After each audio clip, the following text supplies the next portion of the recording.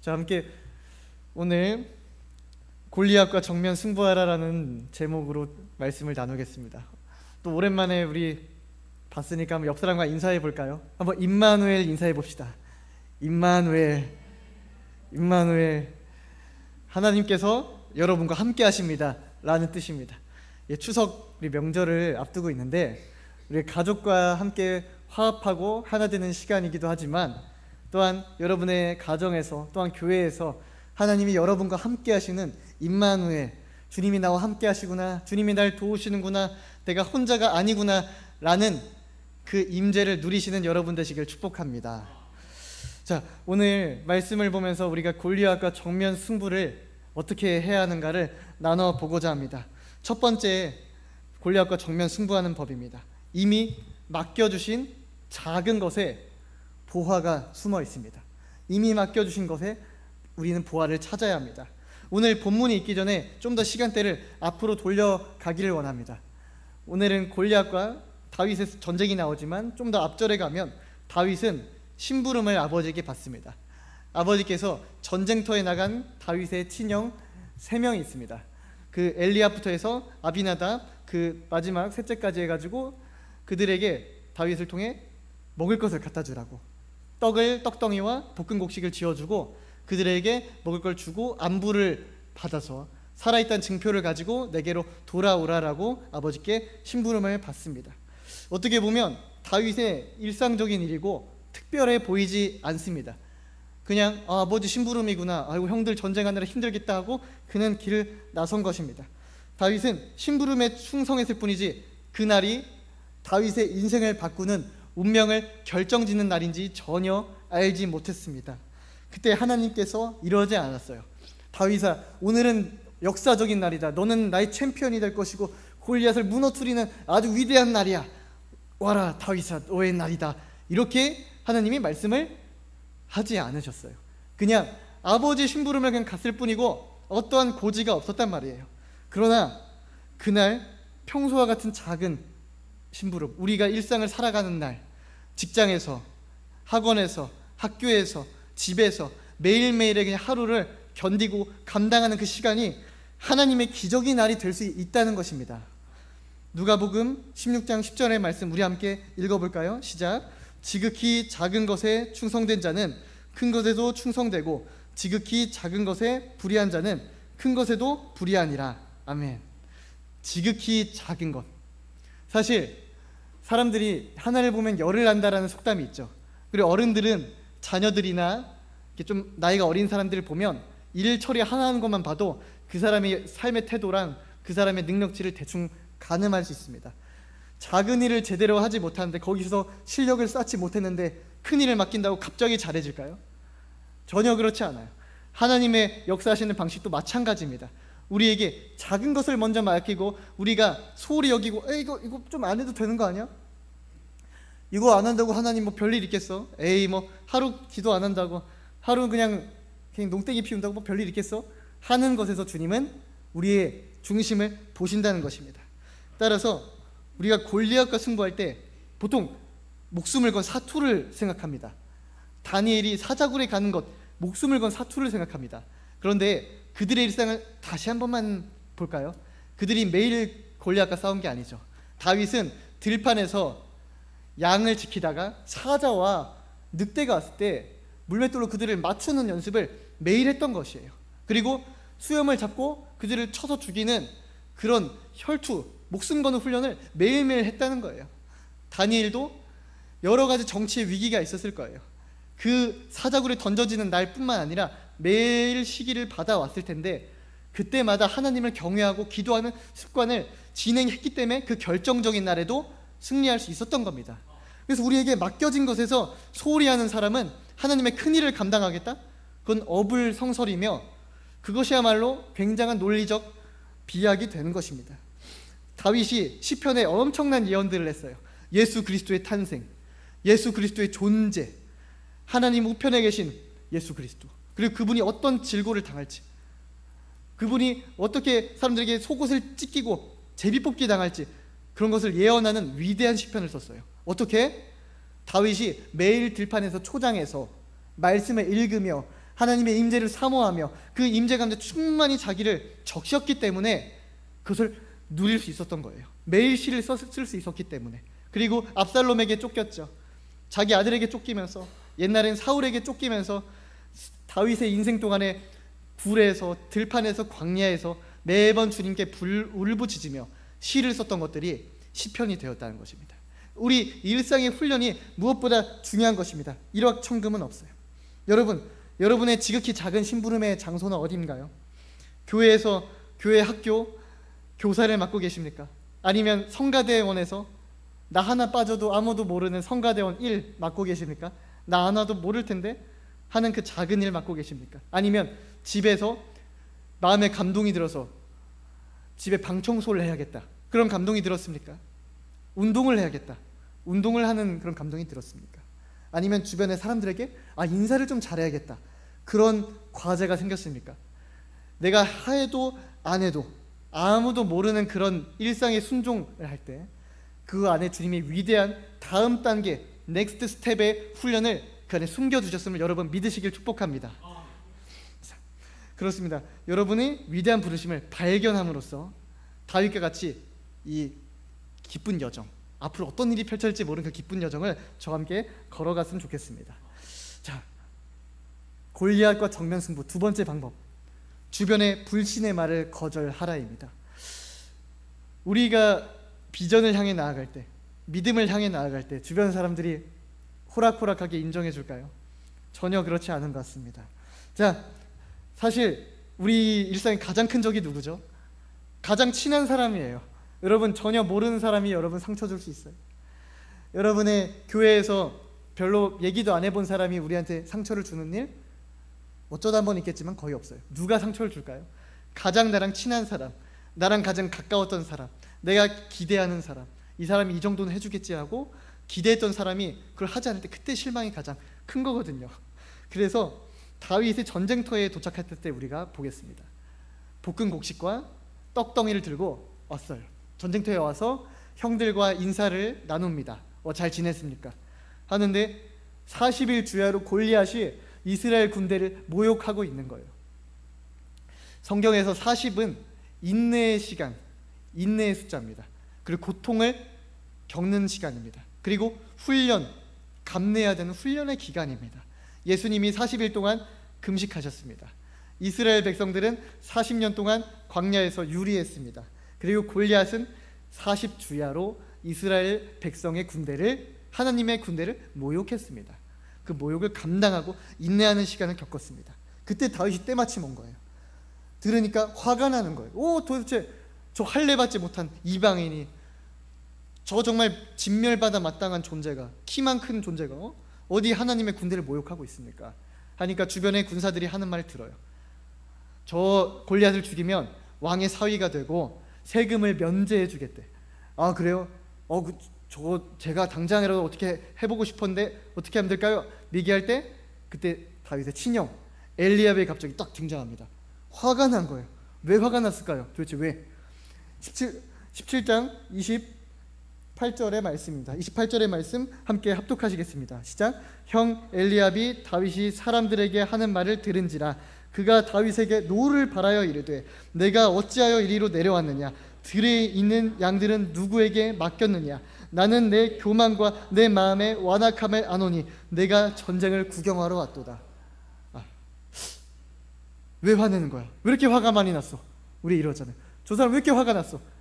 뜬금없이 나한테 왜 화내지? 이럴 때가 있어요. 물론 원인 제공을 했을 때가 많이 있겠지만 어떨 때는 이해가 안 돼요. 왜 화나는지. 지금의 엘리압의 사례도 그렇습니다. 왜냐하면 사단의 전략은 자중질환이에요. 자중질환이라 하면 내부로부터 서로 싸워서 뒤섞여 망하게 만드는 방법이에요. 이게 가장 효과적입니다. 그래서 예배 시작 전에 사역자들끼리 중요한 일이 있을 때, 수능 시험을 보러 갈 때, 직장 면접을 보러 갈 때, 아주 중요한 날에 갑자기 가족이 밥상을 뒤엎고 싸우고 부모님이 나한테 저주를 하고 그럴 때가 종종 있다는 거예요. 약속의 날, 중요한 날에 말이에요. 왜 그럴까요? 사단이 그 틈을 타고 있는 거예요. 엘리압은 이렇게 말해요. 네 교만과 완악함을 안다. 다윗의 교만이랑 완악함을 지적해요. 다윗이 지금 교만한가요? 완악한가요? 아닙니다. 엘리압은 사실 본인의 교만과 본인의 완악함이 투사돼서 거기서 화가 난 겁니다. 골리앗이 40주야로 이스라엘 군대를 모욕하는데 어떠한 대처를 할 수 없는 본인의 모습과 이스라엘의 모습이 화가 났던 거예요. 그 또 뭐가 화가 났을까요? 이거는 확실히 알 수는 없지만 엘리압은 분명 본인이 기름을 부음받을 줄 알았을 거예요. 사무엘에 와서 7 아들을 다 일렬로 세워놓고 엘리압을 보고 저 사람이야말로 하나님의 기름을 부을 받을 자다. 근데 아니래요. 하나님이 내가 이미 그를 버렸노라. 그리고 다윗, 들판에 가서 양치던 다윗, 쓸모없이 보이던 다윗이 기름 부음을 받아요. 그게 어찌나 납득이 안 되고 본인의 열등감을 자극했겠습니까? 매우 시기심이 났을 거예요. 그래서 골리앗의 모욕 속에서 그냥 본인의 화를 다윗에게 쏟아내는 것이죠. 여러분, 정말 간곡히 우리가 바라는 것이 있어요. 우리 중 누구도, 이곳에 계신 누구도 엘리압의 역할을 교회에서 하게 되지 않기를 바랍니다. 쉽게 분노하고 질투하면서 저 사람과 나의 장단점을 비교하면서 비아냥거리고 때로는 그냥 짜증난다고 툭툭 쏘아대는 역할, 이건 사단의 도구가 되는 지름길이에요. 사단이 이걸 너무 좋아해요. 이 역할 저러면 아무도 안 했으면 좋겠어요, 저는. 그리고 또한 여러분 주변에 엘리압 같은 인물이 있을 수 있습니다. 실제로 여러분의 가족, 오늘 아침에 교회를 나오려는데 왜 이렇게 다 괴롭히는 건지, 친구, 이렇게 말해요. 내가 하나님의 일을 위해서 이런 일을 할 거야 라고 말하니까 친구가, 야 너가 무슨 그런 일을, 야 너 생각해서 하는 말이야, 내가 친구니까 이런 말 하는 거지, 너 모르는 사람은 그냥 좋게 말할 건데 내가 친구니까 솔직히 말할게, 너 그거 힘들어, 딴 거 알아봐. 야 무슨, 야, 좀 교회 괜찮은 거 맞아? 야 좀 다시 한번 알아봐. 내가 친구니까 편하게 말해주는 거야. 이런 친구들이 얼마나 많은데요. 여러분 근처에 그런 친구 있으세요? 가족 가운데 화를 돋우는 가족이 있으십니까? 엘리압이 있다고 여러분 가족과 친구와 싸우시면 안 돼요. 왜? 우리 적은 골리앗이잖아요. 엘리압이 적입니까? 아니에요. 가족이에요, 가족. 다윗도 그냥 말 듣고 한번 하고 나왔어요. 나한테 왜 그럽니까? 내가 무슨 잘못했습니까? 하고 더 이상 안 싸워요. 여러분, 해결책. 누가 날 공격한다, 내가 안 될 거라고 말하고 방해한다, 그거 화내지 말고 대응하지 마시고 좋게 말하고 빨리 나오세요. 그 자리를 피하셔야 돼요. 여러분, 이건 인생의 처세이자 다윗의 처세였습니다. 싸워서 뭐합니까? 골리앗과 싸워야 하는데. 그리고 그런 사람들 특징이 뭔지 알아요? 절대 우리 인생 책임 안 져줘요. 그래서 우리가 순종하려고 했고 하나님의 비전을 향해 나아가다가 친구가 너 안 될 것 같은데 하지마. 그때 낙담하고, 그래 내가 무슨, 그래 그냥 집에서 하던 거나 하자, 그냥 직장이나 내가 잘 알아보자 하면서 빠지면 하나님의 뜻이 나를 통해서는 성취가 안 될 수 있는데 친구가 책임을 져주나요? 그 친구는 10분 뒤에 잊어버릴 거예요, 뭔 말했는지. 가서 따지잖아요? 뭐 미안하다 해도라도 아무것도 도와줄 수 없어요. 얼마나 손해입니까? 여러분, 친구의 말 때문에 내 선택을 좌우된다는 게 얼마나 슬픈 일입니까? 여러분, 거기에 대응하지 마십시오. 하나님의 나라의 사명에 순종하려 할 때 주변의 말 듣고 포기하지 마시고요. 여러분, 그럴 때 용기를 내시길 축복합니다. 용기를 내셔야 돼요. 그리고 내 삶에 도전해야 돼요. 내 힘으로는 수련회 준비, 아동부 저는 할 수 없어요. 성경 퀴즈대 준비 못하기 어려워요. 그런 거 전 그런 거 잘 못해요. 인수인계, 직장에서 새로운 부서로 이직하고 인수인계 어려워요. 괴로워요. 새로운 직장 이직하기 어려워요. 학교에서 성적 오르기 어려워요. 근데 그런 걸 도전하려 할 때 여러분의 문제 때문에, 주변의 만류 때문에 그걸 막지 말고 여러분 용기를 내셔야 합니다. 한번 도전을 해봐야 합니다. 우리는 다 할 수 있습니다. 여러분, 저를 한번 따라해 보시길 바랍니다. 따라서 이렇게 선포해 볼게요. 할 수 있다. 할 수 있다. 이것은 진리예요. 할 수 있는데 할 수 없거든이 무슨 말이냐. 믿는 자에게는 능하지 못함이 없느니라 하시니라 라고 말씀하셨는데, 우리가 할 수 없다 하면 그거는 하나님의 계획이랑 무관한 말을 하는 거예요. 여러분, 우리 할 수 있습니다. 믿으시길 축복합니다. 도전할 때 하셔야 합니다. 그 기회 귀중하니까요. 세 번째, 골리앗과 정면 승부하기. 비교하지 말고 나만의 무기로 승부하라. 나만의 무기. 여러분, 이미 사울의 키는 일반인이 175라고 해볼게요. 제가 175 정도 되니까 175 정도 됐는데 거기서 사울은 머리 하나가 더 높다고 해요. 머리 하나가 더 높으면 한 이 정도 15cm 넘겠죠. 그럼 사울의 키가 몇이었을까요? 아마 우리 현대식으로 보면 190cm는 됐다는 겁니다. 굉장히 크죠. 여러분, 여성분들 190 남자친구 어때요? 너무 커요? 그럼 185. 너무 좋지 않아요? 주변에 봐도 185가 그렇게 많지는 않아요. 종종 있지만 190은 정말 흔하지 않아요. 그러니까 이 사람은 기골이 장대하고 유능하고 훈남이고 잘생겼고 누가 봐도 이스라엘 왕으로 듬직한 인물이에요. 누가 봐도 왕 같은 인물이에요. 그리고 국가를 지켜야 되는 책임까지 있어요. 그러면 골리앗이랑 누가 싸워야 돼요? 골리앗이 1대1로 싸우자 갈 때 누가 나가야 돼요? 사울이 나가야 돼요. 아니면 본인 비슷한 사람이라도 보내야 돼요. 그런데 사울은 숨어 있어요. 멀리서 그저 바라만 보고 있어요. 그저 바라만 봐요. 이걸 어떻게 하나 하고. 사울의 역할은 거기까지였습니다. 그러면 이 큰 키가 우리의 스펙이라고 쳐볼게요. 우리가 키 큰 스펙, 우리 좋은 대학교 서울대 정도 나왔다고 칩시다. 우리가 좋은 직장 삼성집 들어갔다 칩시다. 근데 아무리 높아도 뛰는 놈 위에 나는 놈이 있다. 골리앗의 키는 3m예요 2m 85 이상이라고 하네요, 주석서에는. 그러면 사울이 185라고 하면 딱 정확히 100cm, 100cm, 1m가 커요. 저 십자가 저 중간까지 가요. 그러면 우리가 삼성 나왔다고 해서 그럼 구글 나온 사람을 이길 수 있습니까? 우리가 뭐 스페이스 X 그 트위터 만든 사람들 그런 급처럼 될 수 있나요? 삼성 나왔다고. 여러분, 서울대학교가 국내 몇 위 대학교죠? 1위 대학교인가요? 맞죠? 누가 봐도 서울대는 1위 대학교예요. 그런데 2025년 세계 QS 대학 평가에 따르면 서울대의 순위가 몇이었을까요? 10위? 15위? 31위였습니다. 즉 서울대 앞에 30개의 대학교가 더 우세하다고 평가를 받은 거예요. 뛰는 놈 위에 나는 놈이 있어요. 사울 위에 골리앗이 있어요. 여러분의 스펙이 높으면 좋습니다. 키 크면 좋아요. 성적 좋으면 좋아요. 대학교 잘 나오면 안 좋을 거 없겠죠. 돈 많으면 잘 쓰면 좋아요. 그러나 그걸로 골리앗을 이긴다고 하면 그거는 어림없습니다. 그걸로는 안 돼요. 더 큰 놈이 있으니까, 더 센 사람이 널렸으니까 우리가 비교해봤자 의미가 없다는 거예요. 또한 다윗이 사울에게 나가서 내가 한번 싸워보겠습니다 할 때 사울이 그걸 또 가래요. 얘가 죽을 거 뻔히 알면서 그래 가래요. 어떤 주석서에는 다윗의 죽음을 통해 이스라엘의 사기가 높아질 걸 기대했다고 해석하는 사람도 있습니다. 뭐 아니면 믿어줬을 수도 있겠죠. 그냥 그리고 자기 갑옷을 입혀요. 다윗이 그 갑옷을 입다가 자기 키에 안 맞으니까 좀 뒤뚱대다가 벗어버립니다. 안 맞는다는 거예요. 그러니까 나의 무기가 아닌 거, 내 거가 아닌 걸 가지고 나가면 애매하게 세상의 법칙과 질서를 따르다 보면 이도저도 안 된다는 거예요. 다윗에게 무엇이 있었습니까? 다윗에게는 하나님이 주신 물맷돌과 조약돌 5개가 있었습니다. 여러분, 조약돌 5개면 충분해요. 한 개로 골리앗을 마치고 끝냈어요. 나머지 4개 쓰지도 않았어요. 조약돌 5개 하면 또 뭐가 떠올라요? 어린아이의 보리떡 5개. 보리떡 5개가 여러분 부족했나요? 2만 명이 넘는 사람들을 먹이고도 12강주리가 남기에 부족했습니까? 전혀 부족하지 않았어요.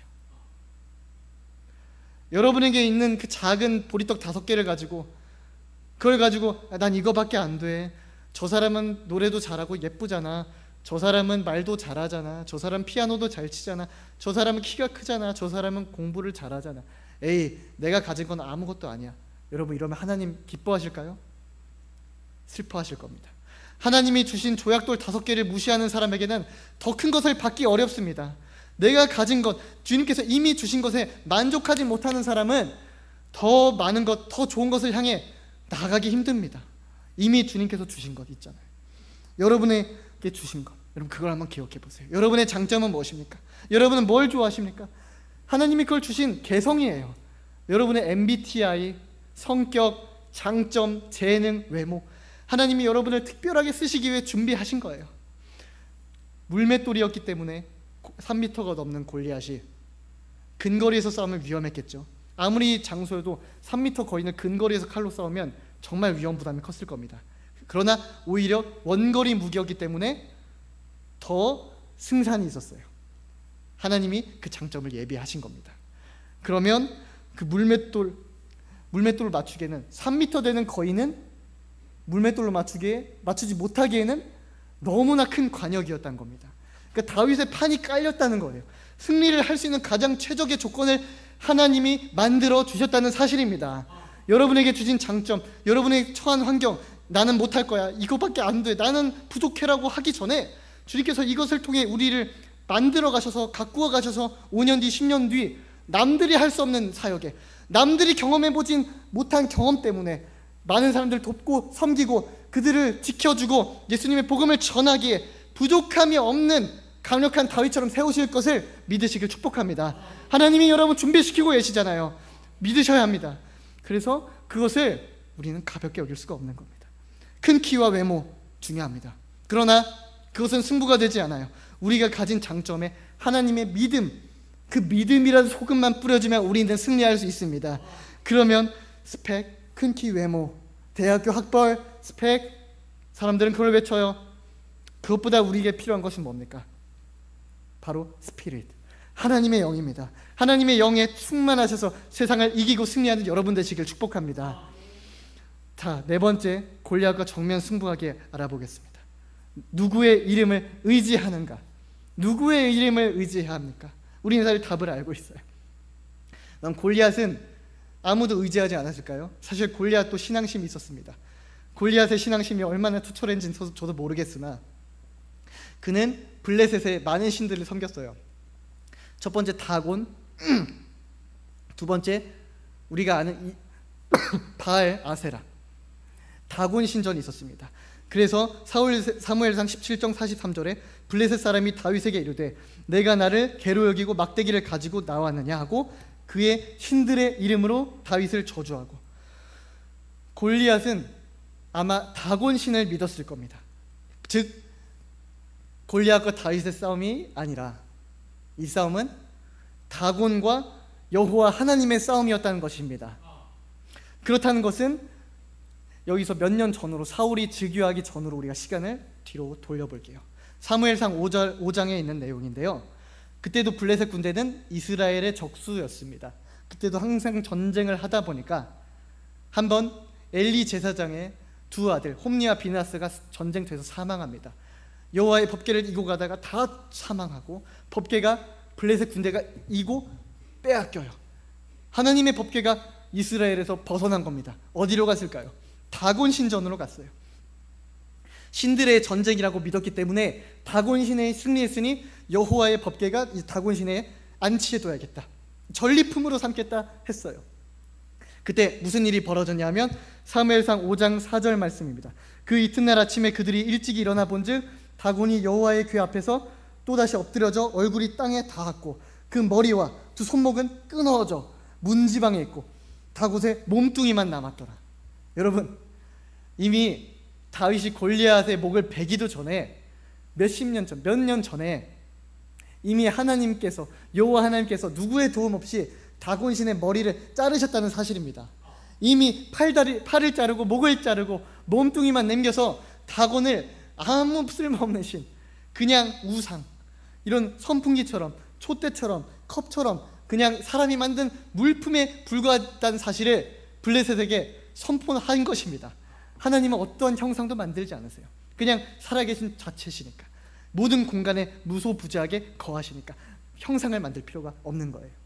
자, 그래서 이미 전쟁에서 승리하셨다는 것을 다윗도 알았을 거예요. 사무엘상 17장 47절, 여기서 다윗은 위대한 고백을 하기 시작합니다. 왜냐하면 이 전쟁이 다곤과 하나님의 싸움임을 알았고 골리앗과 하나님의 싸움임을 알았기 때문입니다. 자, 47절 말씀입니다. 또 여호와의 구원하심이 칼과 창에 있지 아니함을 이 무리에게 알게 하리라. 전쟁은 여호와께 속한 것인즉 그가 너희를 우리 손에 넘기시리라. 아멘. 전쟁이 누구한테 속했습니까? 여호와 하나님께 속했습니다. 우리의 전쟁은 내 힘과 내 창과 내 칼로 하는 것이 아닙니다. 다윗이 골리앗을 쓰러뜨린 다음에 성경에 어떻게 나옵니까? 그는 칼을 들고 있지 않았더라. 칼을 들어야 싸우지, 칼이 없이 어떻게 싸워? 여호와의 이름을 의지하면 됩니다. 하나님의 뜻에 순종하기만 하면 됩니다. 주님께서 친히 싸우신다는 것을 우리가 믿기를 바랍니다. 그래서 17장 45절에 하나님의 친히 싸우심을 다윗은 이렇게 신앙으로 고백합니다. 다윗이 블레셋 사람에게 이르되 너는 칼과 창과 단창으로 내게 나아오거니와 나는 만군의 여호와의 이름 네가 모욕하는 이스라엘 군대 하나님의 이름으로 내게 나아가노라. 아멘. 만군의 여호와 하나님의 이름으로 내게 나아가노라.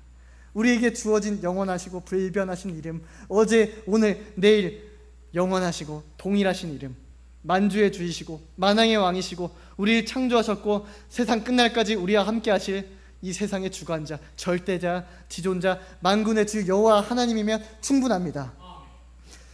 다윗은 이것을 정확히 알았습니다. 우리 삶에 문제가 있습니다. 우리 삶에 문제가 있어요. 여러분, 질병에 문제가 있습니까? 암에 걸려 있습니까? 여러분, 학업에 문제가 있습니까?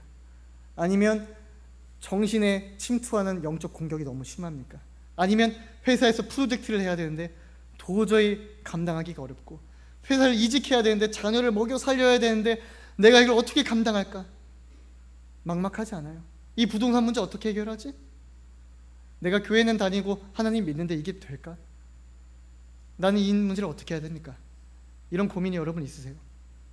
우리는 대진표를 다시 적을 필요가 있습니다. 나와 권순호와 암이란 질병이 싸우면 암이 이깁니다. 저와 회사와 싸우면 회사가 이깁니다. 저와 가정의 문제가 싸우면 가정의 문제가 저를 집어삼킬 겁니다. 그러나 대진표를 바꾸면 됩니다. 하나님과 암이 싸우면 하나님이 이깁니다. 하나님과 가정이 싸우면 하나님이 이기고도 남습니다. 하나님이 회사의 프로젝트와 교회의 부흥과 싸우면 하나님이 교회 부흥 이루어 주십니다. 회사의 모든 문제 재정 책임져 주십니다. 지난번에 나눴던 것처럼 이용규 선교사님이 40억이 필요했을 때 1년이 지나서 건설 완료됐을 때 1원도 빚지지 않은 것처럼, 아무런 돈이 없었는데 우리 교회를 위해, 선교지를 위해 아무것도 할 수 없었는데 주님께서 모든 것을 공급하신 것처럼 하나님이 하시면 기적 이상이 일상이 되는 것입니다. 우리의 대진표를 여러분의 이름에서 제거하십시오. 다윗과 골리앗이 싸우면 누가 봐도 골리앗이 이깁니다. 하지만 하나님과 골리앗이 싸우면 누가 봐도 하나님이 이기는 것입니다. 여러분의 인생의 모든 문제를 하나님 앞에 가져가고 예수 그리스도와 연합하십시오. 예수 그리스도가 이미 십자가에서 승리하셨기 때문에 그분의 승리가 우리가 연합되면 모든 문제에서 승리가 되어진 것입니다. 주님께서 십자가에서 뭐라 했어요? 내가 다 이루었다. 십자가에 달리기 전날 내가 이미 세상을 이겼노라. 내가 이미 세상을 이겼노라. 그러면 예수 그리스도와 연합된 자들은 이미 승리한 전쟁을 살고 있는 거예요. 그러면 올림픽 전쟁에 나갔어요. 올림픽 경기에 나갔어요. 우리는 경기를 완주하기만 하면 돼요. 경기를 완주하기만 하면 모든 다른 사람들이 기권을 했기 때문에 승리를 할 수 있는 것입니다.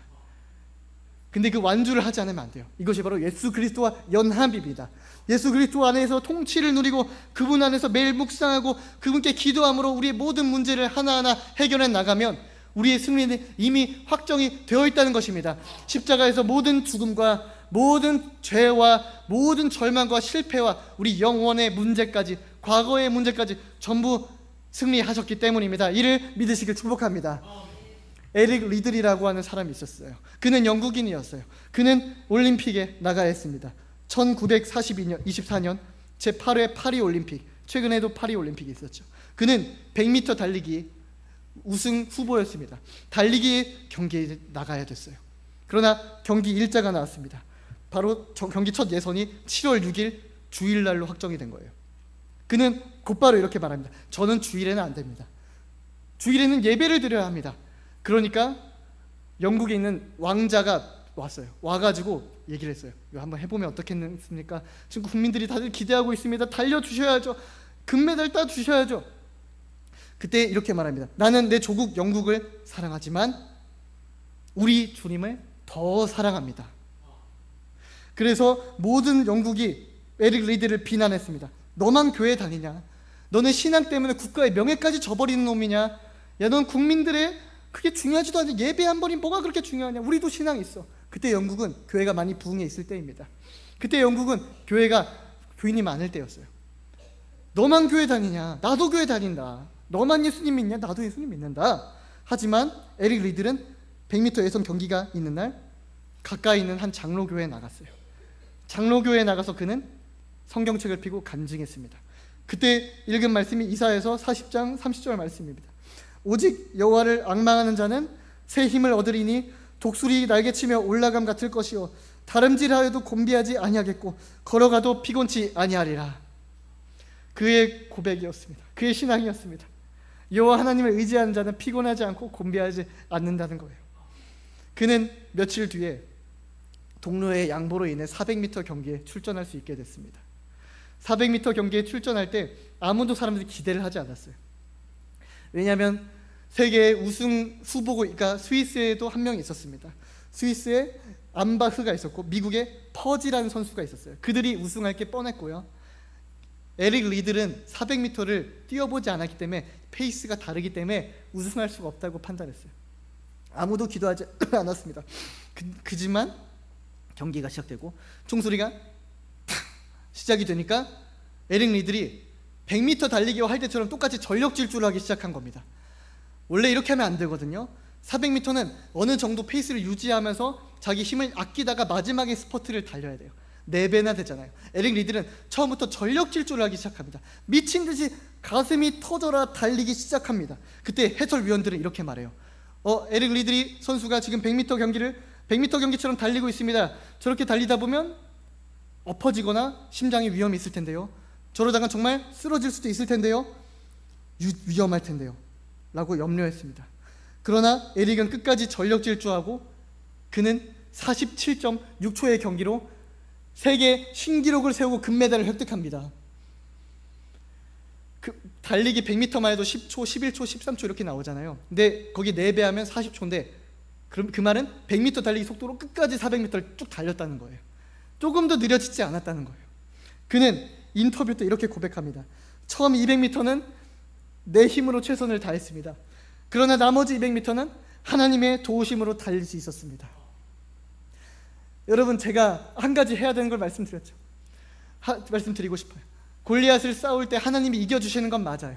하나님이 싸워주시는 건 맞아요. 근데 우리가 딱 한 가지 해야 되는 게 있어요. 딱 한 가지. 바로 경기에 출전해야 된다는 사실입니다.